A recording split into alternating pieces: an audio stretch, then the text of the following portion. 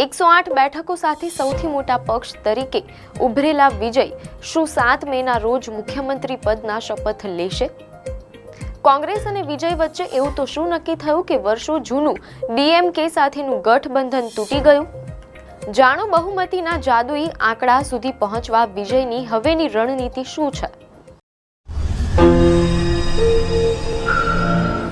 નમસ્કાર દર્શક મિત્રો, ધ લોકસત્તા શોમાં આપનું સ્વાગત છે. 108 બેઠકો સાથે સૌથી મોટા પક્ષ તરીકે ઉભરેલા વિજય શું 7 મેના રોજ મુખ્યમંત્રી પદના શપથ લેશે? કોંગ્રેસ અને વિજય વચ્ચે એવું તો શું નક્કી થયું કે વર્ષો જૂનું ડીએમકે સાથેનું ગઠબંધન તૂટી ગયું?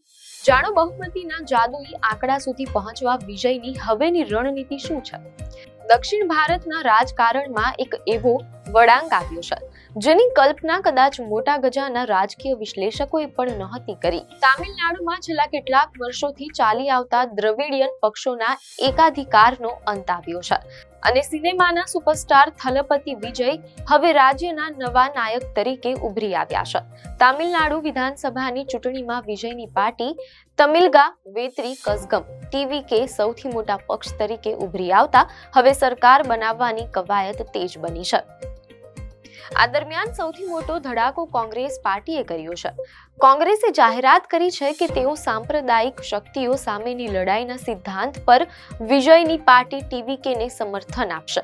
આ નિર્ણય સાથે જ તામિલનાડુમાં ડીએમકે અને કોંગ્રેસનું વર્ષો જૂનું ગઠબંધન તૂટી ગયું છે અને એક નવા રાજકીય સમીકરણનો જન્મ થયો છે.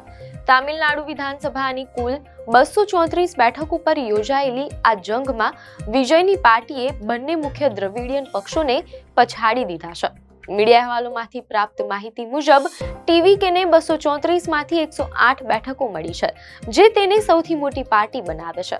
જો કે સરકાર બનાવવા માટે બહુમતીનો આંકડો 118 બેઠકોનો છે, એટલે કે વિજયની પાર્ટી અત્યારે મેજિક ફિગરથી માત્ર 10 બેઠકો દૂર છે.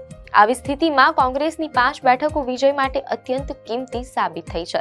બુધવારે 6 મેના રોજ ઓલ ઇન્ડિયા કોંગ્રેસ કમિટી એઆઈસીસીના ઇન્ચાર્જ ગિરીશ ચોડાંકર દ્વારા એક સત્તાવાર પત્ર જાહેર કરીને ટીવીકેને સમર્થન આપવાની જાહેરાત કરવામાં આવી હતી. આ પત્રમાં કોંગ્રેસે સ્પષ્ટ કર્યું છે કે તેઓ તામિલનાડુની જનતાના જનાદેશનું સન્માન કરવા અને બંધારણીય કર્તવ્ય નિભાવવા માટે વિજયને ટેકો આપી રહ્યા છે.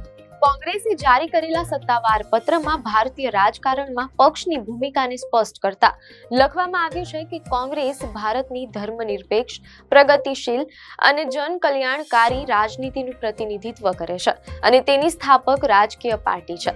તામિલનાડુની જનતાના આ જનાદેશનું સન્માન કરવું, તેને જાળવી રાખવું અને તેને પૂર્ણ કરવામાં મદદ કરવી એ અમારું બંધારણીય કર્તવ્ય છે.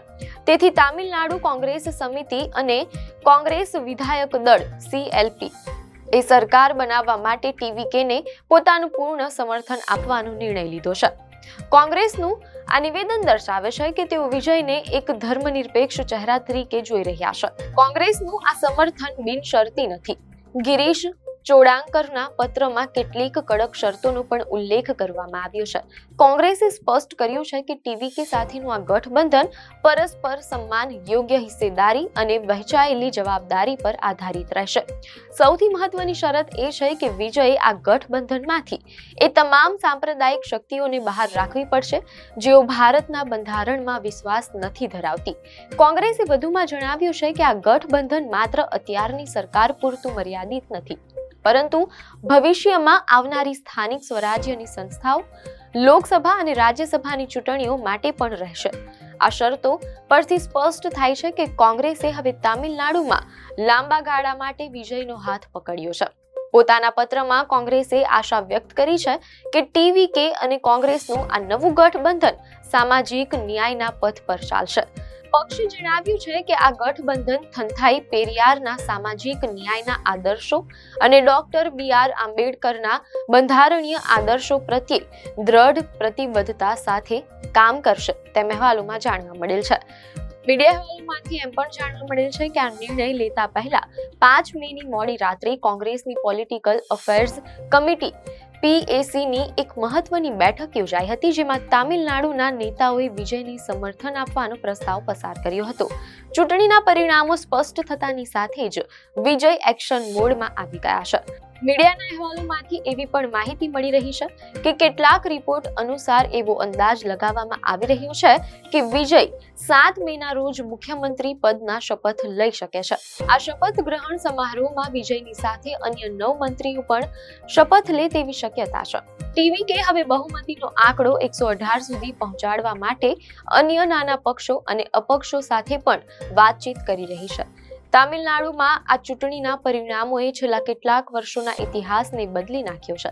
તામિલનાડુમાં કાં તો DMK અને કાં તો AIADMK નું શાસન રહ્યું હતું, પરંતુ વિજયની પાર્ટીએ આ દ્રવિડિયન વર્ચસ્વને તોડીને સાબિત કરી દીધું છે કે જનતા હવે પરિવર્તન ઈચ્છે છે. જો કોંગ્રેસ અને અન્ય નાના પક્ષો વિજયની સાથે મજબૂત રીતે જોડાયેલા રહેશે તો તામિલનાડુમાં એક સ્થિર અને નવી વિચારધારા ધરાવતી સરકાર જોવા મળી શકે છે. ભલે વિજય બહુમતીની નજીક પહોંચી ગયા હોય અને કોંગ્રેસનું સમર્થન પણ મળી ગયું હોય, પરંતુ આગામી દિવસોમાં તેમના માટે શાસન કરવું સહેલું નહીં હોય. એક તરફ વિજય કોંગ્રેસની સાંપ્રદાયિક શક્તિઓથી દૂર રહેવાની શરતનું પાલન કરવાનું છે, તો બીજી તરફ DMK અને AIADMK જેવા અનુભવી વિપક્ષોનો સામનો કરવાનો છે.